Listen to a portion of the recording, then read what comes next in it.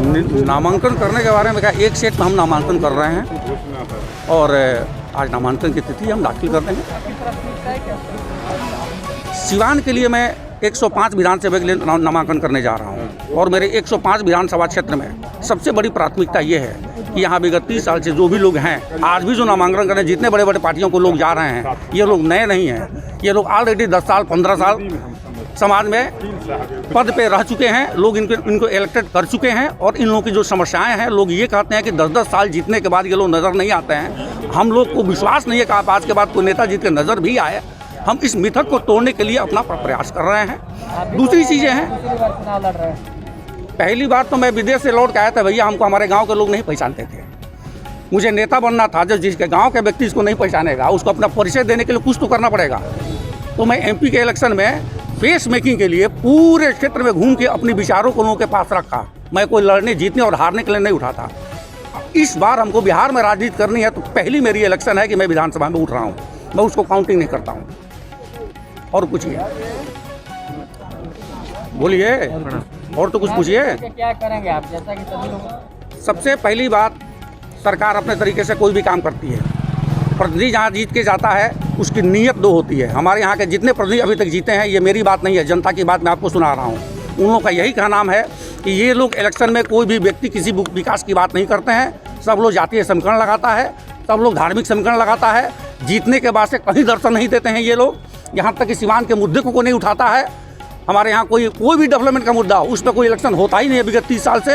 अभी भी लोग कोई घूम के बोलता है खंजर घोंपा गया इसके लिए वोट दे दो, कोई कफन बांटा गया इसके लिए वोट दे दो, कोई किसी को झापड़ मारता है इसके लिए वोट दे दो। इन लोगों की राजनीति इतनी स्तर गंदी हो चुकी है कि ये लोग जातियों में बांट करके, धर्म में बांट करके इस तरह की राजनीति करते हैं, इतनी गंदी राजनीति करते हैं कि जनता उब चुकी है। ये मैं नहीं, जनता की बात मैं आपके बीच में बता रहा हूँ। जनता का ये बात है जो उनके माध्यम, अपने माध्यम से आप लोगों के पास दे रहा हूँ। इस चीज़ को दुरुस्त करने के लिए एक वो नेता चाहिए जो 3 लाख वोटर के बीच का एक नेता हो और जो 3 लाख को मनुष्य समझे। इसीलिए पार्टी का निर्माण भी किया हूँ, राष्ट्रीय मानव सेवा पार्टी। मेरी थीम बड़ी क्लियर है। सड़क का काम करेंगे जी, सड़क, नाला, बिजली, इन सब छोड़ के अलावे आपका क्या एजेंडा होगा चुनाव?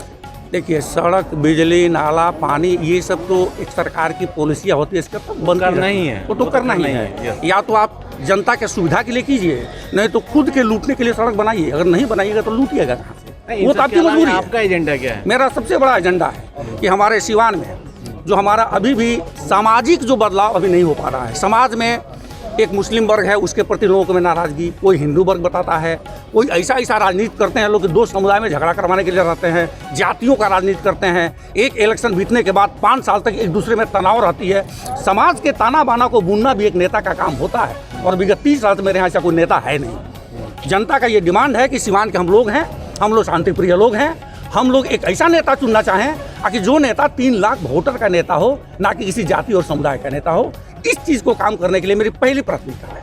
दूसरी प्राथमिकता, मैं एक इंजीनियर हूँ। आधुनिक युग में खेती, हमारे सारे स्टेटों में आधुनिक खेती हो रही है। हमारे यहाँ कहीं भी खेती को आधुनिक बनाने के लिए कोई भी नेता काम नहीं कर रहा है, जिसके लिए मैं प्रयास करूँगा ताकि हमारे पंचायत में आधुनिक खेती हो, हमारे किसान भी आगे बढ़ें, हाईटेक सिवान हो। तीसरी बात है, अगर हम वर्क फ्रॉम होम हर सारे स्टेट से कर सकते हैं तो सिवान से क्यों नहीं कर सकते हैं?